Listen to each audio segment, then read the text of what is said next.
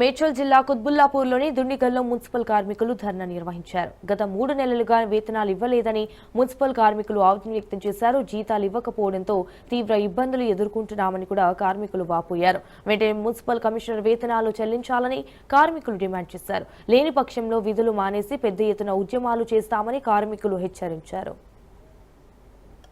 ఈ రోజు 17వ తారీఖు వచ్చినా గానీ జీతాలు ఇవ్వనటువంటి పరిస్థితి ఉంది. ఒక పక్కన గవర్నమెంట్ ముఖ్యమంత్రి గారేమో ప్రతి నెల 1వ తారీఖు 2వ తారీఖు లోపు జీతాలు ఇస్తున్నామని చెప్పేసి ప్రకటనలు చేస్తా ఉన్నారు. కానీ ఇక్కడ 17 తారీఖైనా దుండిగల్ మున్సిపాలిటీలో జీతాలు రాలేదు. జీతాలు రాక ప్రజలు ఇబ్బంది పడుతున్న పరిస్థితి ఉంది. కార్మికులు ఇంట్లో అద్దెలు కట్టలేక, పొదుపు గ్రూపులు కట్టలేక, వాళ్ళు ఈఎంఐలు చిన్న అప్పులు కట్టుకోలేక, నిత్యావసర సరుకులు కొనలేక చాలా ఇబ్బంది పడుతూ ఉన్నారు. కాబట్టి తక్షణమే జీతాలు ఇవ్వాలని చెప్పేసి ఈ రోజు మేము ఇక్కడ ధర్నా కార్యక్రమాన్ని ఏర్పాటు చేయడం జరిగింది. కమిషనర్ గారు తక్షణమే స్పందించి వీళ్ళ జీతాలను వేయాలని చెప్పేసి మేము ఈ సందర్భంగా డిమాండ్ చేస్తా ఉన్నాం. జీతాలు లేకుండా వీళ్ళు బతకడం చాలా కష్టం. చాలా మంది కిరాయి ఇళ్లలో ఉంటున్నటువంటి వాళ్ళు ఉన్నారు.